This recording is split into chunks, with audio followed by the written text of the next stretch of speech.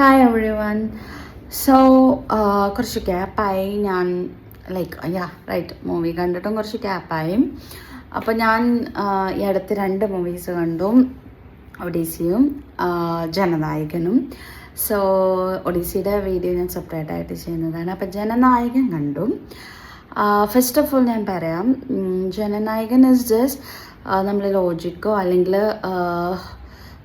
V won't be happy.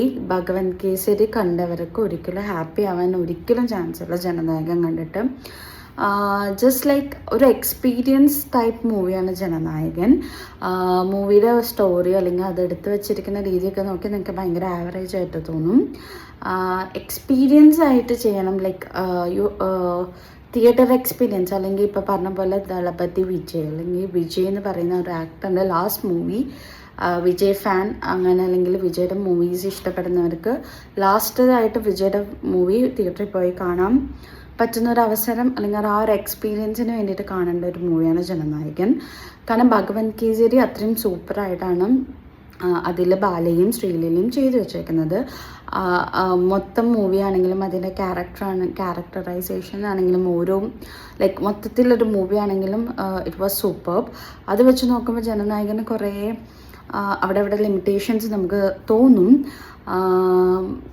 ഇപ്പോൾ character wise ആണെങ്കിലും നമുക്ക് ശ്രീലീലയുടെ ക്യാരക്ടർ കുറച്ചും കൂടെ നമുക്ക് ബോൾഡും അല്ലെങ്കിൽ ഇച്ചിരിയും കൂടെ പെർഫോമൻസ് വൈസ് ഹൈ ആയിട്ട് നിൽക്കുന്ന പോലെ തോന്നും. പക്ഷെ ഒരു മമിത ബൈജു ഒട്ടും മോശമല്ലായിരുന്നു. She did a good job.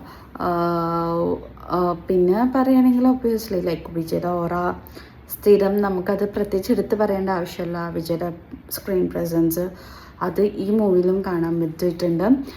And the main thing is Vijay എന്നൊരു ആക്ടറിൻ്റെ ഒരു ലാസ്റ്റ് മൂവി ആണ് ഈ ജനനായകൻ.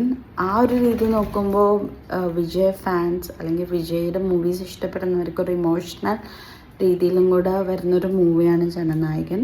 അങ്ങനൊരു എക്സ്പീരിയൻസ് അല്ലെങ്കിൽ ആ ഒരു തിയേറ്റർ എക്സ്പീരിയൻസ് ഇനി ഇങ്ങനൊരു വിജയ് മൂവി എക്സ്പീരിയൻസ് കിട്ടില്ല എന്ന് വിചാരിച്ചിട്ട് വേണം എല്ലാവരും ജനനായകൻ കാണാൻ പോകാൻ. ആ ഒരു ലെവലിൽ നമുക്ക് ഈ ഒരു മൂവീനെ ട്രീറ്റ് ചെയ്യാൻ പറ്റുള്ളൂ.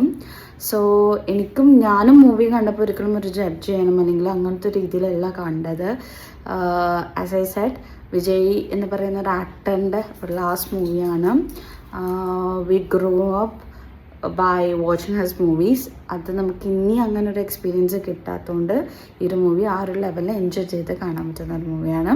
സോ നിങ്ങൾ കണ്ടിട്ടില്ലെങ്കിൽ തിയേറ്ററിൽ പോയി കണ്ട് നിങ്ങളുടെ എക്സ്പീരിയൻസ് പറയണം.